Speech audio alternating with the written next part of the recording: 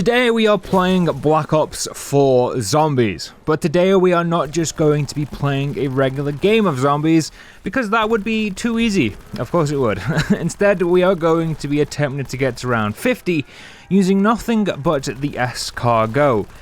That is right, round 50 with the snail gun itself, because apparently I hate myself. The map of choice today is Tag der Toten, which I understand is a bit of a cop-out, as it is the map I just so happened to find the easiest on Black Ops 4, but I am using the Escargot, so, just cut me some slack. Usually I would also save this map for when we're just, getting our ass kicked, but not today. I at least wanted to try and save some of my mental. Speaking of the Escargot, it's an interesting weapon. Not only is it named after a snail dish, it's kinda good, kinda very bad. It sits in this weird area of damage limbo, where one side of the line it's great, but on the other, it's completely useless, which makes it a prime candidate for me to try and get to round 50 with, because of course it does. One of these days, someone is going to ask for round 50 with the Galil or something like that, and it's going to be the best day of my life. I swear down. So early game starts off as usual with a bit of point grinding. I opted to spawn in with the Strife as I knew the knife would give me a nice one hit for a few rounds, just making things a little easier. Round 3 rolls around, and this is when I decide to leave spawn. Now I'm not gonna lie, the Escargot isn't exactly a gun I tend to buy, so I was a little bit lost as to where it was actually placed on the map. But we did eventually find it as we headed towards the lighthouse. My first priority, as always with Tag, is to get the golden Pack-a-Punch up and running as soon as possible. I mean, I am cheap after all. And I also still hate the Pack-a-Punch system in this game. Like, it's just genuinely so stupid. Anyway, we headed onto the ship where I proceed to get both of the zip lines set up, as well as the power turned on, and before leaving, I also bought myself some stamina. From here, I went up to the top of the lighthouse and got myself the zip line handle and the peasant Pack-a-Punch up and running. Now it was just a case of getting the final power switched on, which was done by the end of round 9. With all the power on, it was time to get back to Pack-a-Punch. Round 10, I'm back on the ship, and shortly after, I'm on Pack-a-Punch Island. I was a little short on points, which meant all of the zombies had spawned by the time I actually got the points together to upgrade the gun, which made those 10 seconds or so without a gun quite daunting. But luckily, we grab our Escargot from the Pack-a-Punch and just get to blasting. The Escargot now just tears through everything for the next 10 or so rounds, as you would kind of expect considering it's now fully upgraded. I'd be a bit worried if it wasn't capable of doing well at such a low round. But there is something else about the Escargot. Once Pack-a-Punched, like I said earlier, it does become quite an interesting weapon. You see, it doesn't fire regular bullets anymore. In fact, the ammo it uses changes to what I believe to be either darts or some kind of needle thing. I honestly don't really know. This wouldn't typically be such an issue. There's been many weapons that have had similar changes once upgraded over the years. However, it does become an issue in Black Ops 4 for one simple reason.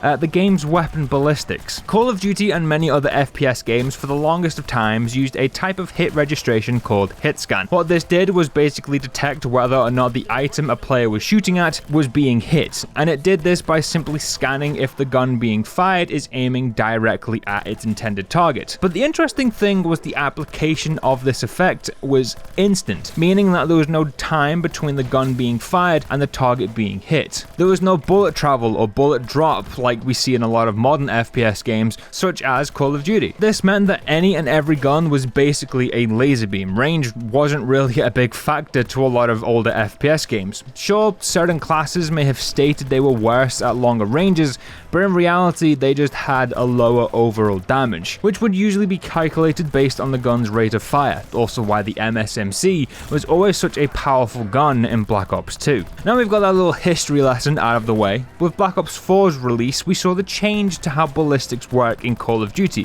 mainly down to the release of the game's own battle royale, Blackout, which sucked. But with that came the new ballistics, which essentially saw the removal of the hit scan system.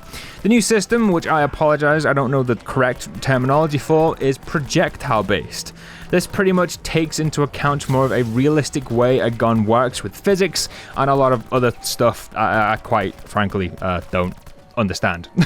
But it makes it so each individual bullet that is fired is its own unique projectile that has bullet travel and bullet drop that is determined by the caliber of bullets, rate of fire, and honestly just a bunch more things. And I'm sure you're all sitting there and thinking to yourselves, but Satch, what does this have to do with the Escargot? Well, because it now fires a dart of some kind and we have a projectile based registration system in the game, it means it has about 4 feet in range.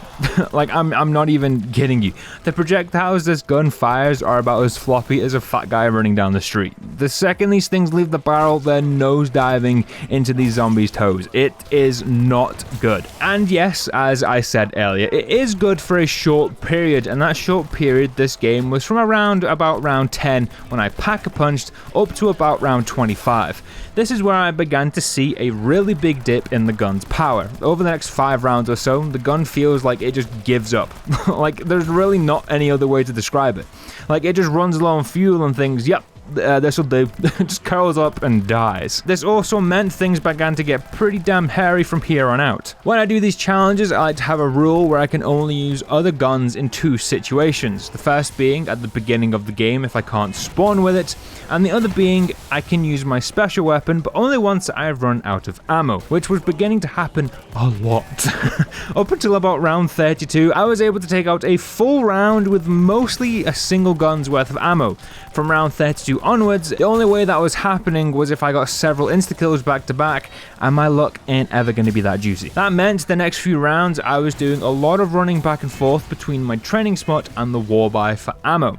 It also got to the point where it felt like I was actually getting more kills with my special weapon, which for this game I was running the Ragnaroks, as well as my Wraithfires. I genuinely think I would have been better off with a Fly Swatter from about round 40 onwards. Speaking of round 40, the piece de resistance, which I believe should just be called the piece of shit, was all but dead and done from here on. I had only 10 rounds to go, but this gun had already bought itself a house at Struggletown and was settled down with a wife and 3 kids, looking to retire. And honestly, I didn't blame it, like not one bit. Round 40 and onwards, it was taking so many bullets just to take down an individual zombie that I got to the point where I was purposely spraying all of my bullets into crowds of zombies, running down my ammo faster just so I could use my Ragnaroks and actually kill some enemies. On round 44, on my way back to spawn area after buying some ammo, I actually get trapped in the boathouse. I walk in, see a bunch of zombies blocking the entrance to spawn, so I turn around and just start blasting.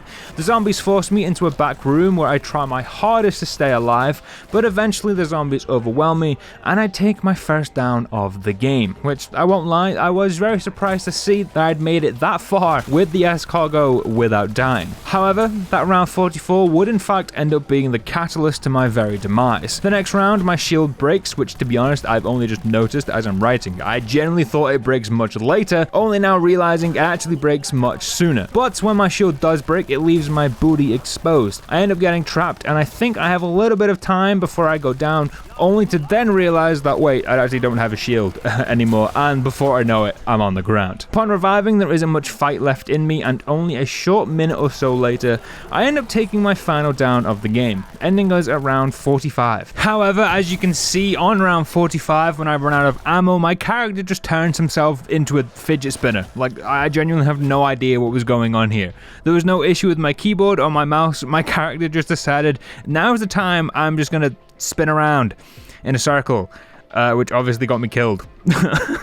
Now usually here I'd run it back, but considering what had just happened to me and the fact that my brain was honestly kind of fried, I just decided, you know what, round 45 with the Escargot, that's good enough. With that being said, thank you very much for watching. I hope you all have a great rest of your day, and as always, I'll see you in the next one.